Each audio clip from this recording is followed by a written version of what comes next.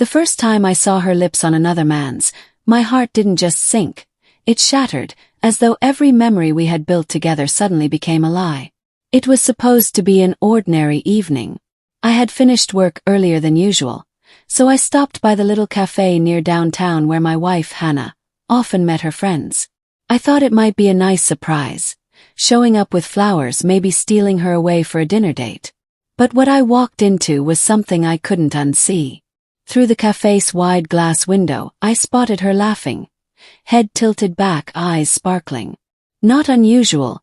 Hannah was always radiant in her laughter. But then he leaned in. Some man I didn't know. And she didn't pull away. Their lips met. Not once, not briefly, but with a familiarity that made my stomach twist. My world froze. The flowers in my hand felt heavier than bricks. My chest felt hollow, and my mind raced between disbelief and denial. I didn't storm inside. Couldn't. Instead, I stood there like a ghost outside my own life, watching the woman I had promised forever to betray me in broad daylight. When she finally noticed me, because he glanced over and stiffened, her smile faltered. She stood up abruptly, guilt flashing across her face before it was replaced by something colder. Defiance. The confrontation. That night I waited in the living room. The flowers were gone.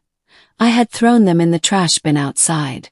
She walked in hours later, her steps cautious, her expression unreadable. "Hannah," I said, my voice shaking despite my effort to keep it steady. "Do you want to explain what I saw?" She dropped her purse on the counter with a sigh, then crossed her arms like I was the one in the wrong. "You mean the kiss?" "Yes," I spat. "The kiss." Her eyes narrowed. "Oh, come on, Daniel. It was just a friendly kiss. Don't be paranoid. He's just a friend from work." I couldn't believe what I was hearing. My fists clenched. A friendly kiss. "Hannah, people don't kiss their friends like that. That wasn't some casual peck on the cheek. That was intimate." She rolled her eyes, muttering under her breath. "You're overreacting. You always do this. You're too insecure." "Insecure?" My voice cracked. "No, Hannah. I'm not insecure. I'm your husband.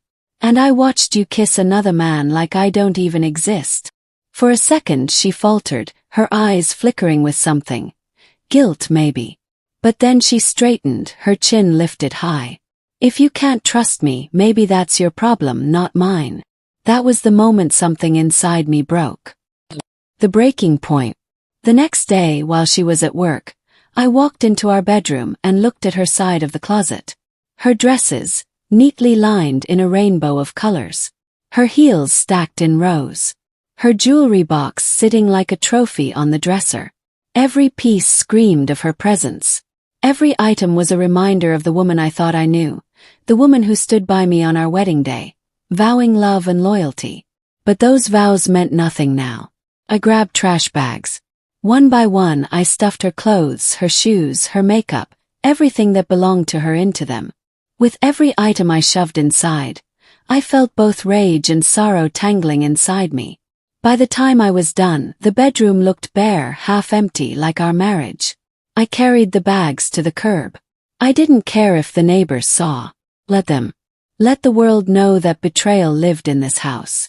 When she came home and found her belongings gone, her scream echoed through the walls. The fallout. "What the hell did you do?" she shrieked, standing in the doorway, her eyes wide in disbelief. "I put your things where they belong," I said coldly. "In the trash. That's what you turned us into." Her face twisted, tears welling up. "You're insane. It was nothing, just a kiss. Why are you blowing this up?" "Because you blew up our marriage, Hannah," I shot back. "Don't you dare stand there and minimize what you did. That kiss wasn't nothing. It was everything." She collapsed onto the couch, burying her face in her hands. "I didn't mean for it to go this far. He made me feel alive again. You've been so distant lately and I..." Her voice trailed off broken. I stared at her, my chest tight. "So instead of talking to me, you kissed another man. That's your solution?" She lifted her head, tears streaking her face. I didn't want to hurt you. I swear. I laughed bitterly. Well, you failed. You didn't just hurt me, Hannah. You destroyed me. Nights of silence. The days that followed were filled with silence. We lived in the same house but in separate worlds.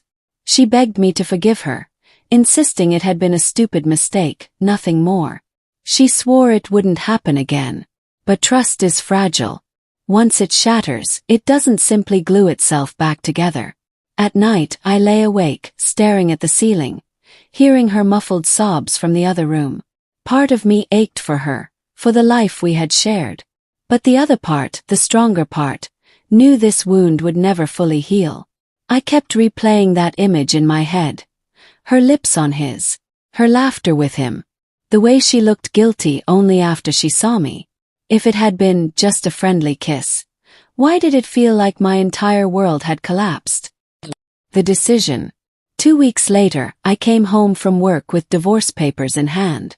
She was sitting at the kitchen table, staring blankly at her phone.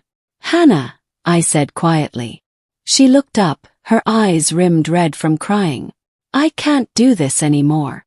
Her lip trembled. You're really going to end everything over one mistake? One mistake. Echoed. You kissed another man and then lied to my face about it. You made me feel like I was crazy for even questioning it. That's not one mistake. That's betrayal. She reached for me but I stepped back. Daniel, please. We can fix this. I'll do anything, counseling, whatever you want. Don't throw us away. But the truth was, I hadn't thrown us away. She had. The moment her lips touched his, she had made a choice. I slid the papers across the table. You already did. The aftermath.